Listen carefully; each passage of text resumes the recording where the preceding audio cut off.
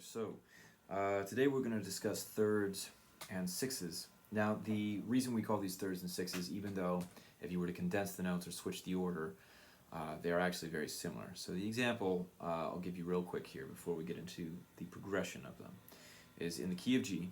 If you have a G note and then you have a B, you play those in order with the G on top. That interval is a major third.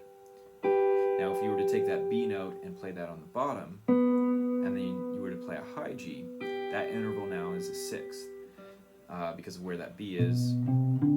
So 1, 2, 3, 4, 5, 6. So thirds and sixes. That's in a nutshell what that means. Now a great exercise to do is in G.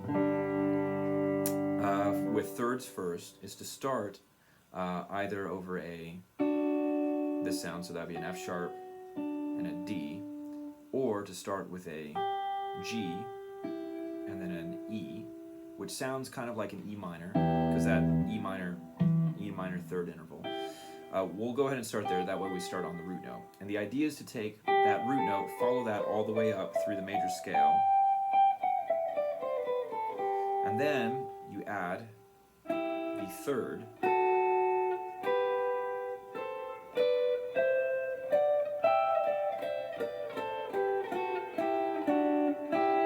from the scale. So that would be your thirds on strings 1 and 2 in the key of G. So just going, whoops.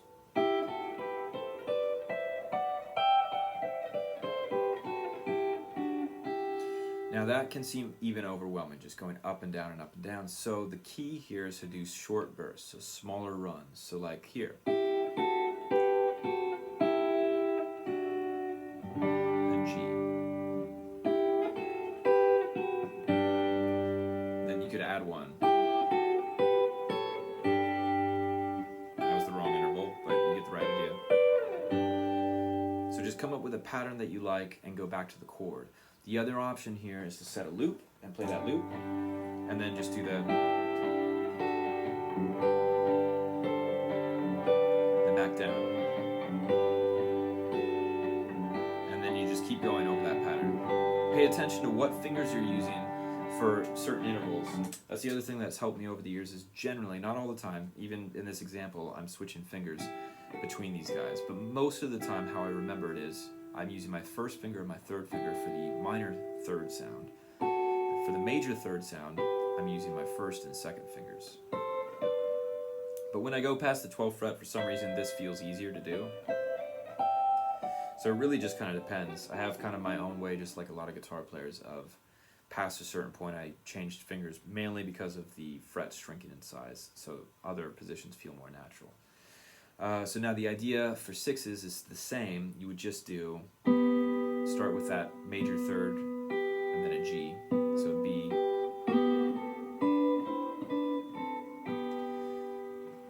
so you got your G, C, and when I'm viewing the sixes, even though it might not be the best way to do it, I just think of the chords in the major scale. So when I'm doing this, I'm thinking of a G chord.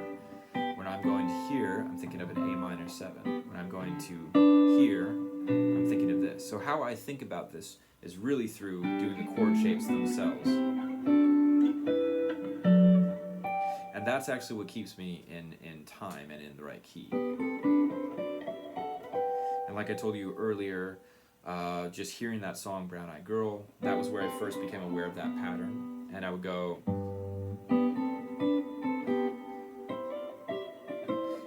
That's the other funny thing about that, though. This should be this in the key of G.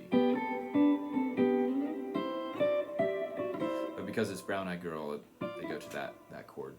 Anyhow, find a pattern that works well for you. It could be the whole thing, it could be half of that, it could be 3 notes, and then, set a loop. Just try that pattern. Just do it over and over again. Then change the pattern.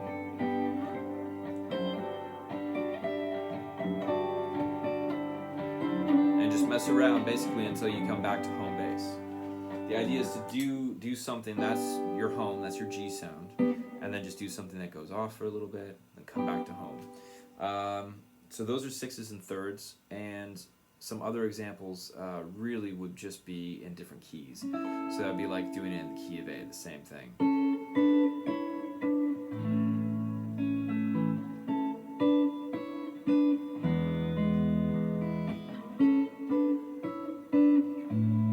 So I'm just doing all A. I'm just walking through.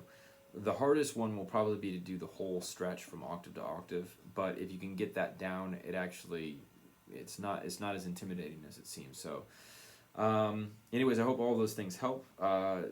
Finding something that works, doing the whole thing, and then doing shorter bursts of that melodic scale. So instead of trying the whole thing, do a shorter version of that. And then once you get comfortable in a key like G, then go up a whole step to A, and then up to B, up to C, up to D, and just keep going and see if you can test yourself and test your limits. And that's the best way to get better at something like this. So thirds and sixes. Last point too, in G, since it does sound a little odd, as you noticed when we were in our lesson earlier, that interval can sound strange because it is an E minor. You have that E, which is a dominant sound, that E minor interval. So maybe just start with the G interval, so where the G is on top. So you have your G major third right here. That would be the same as starting here. And if you start there, you'll immediately hear the sound of the scale. But now the sound of the scale, I'm following up from the second string. So this is the difference between following it up with the second string or following up with the first string.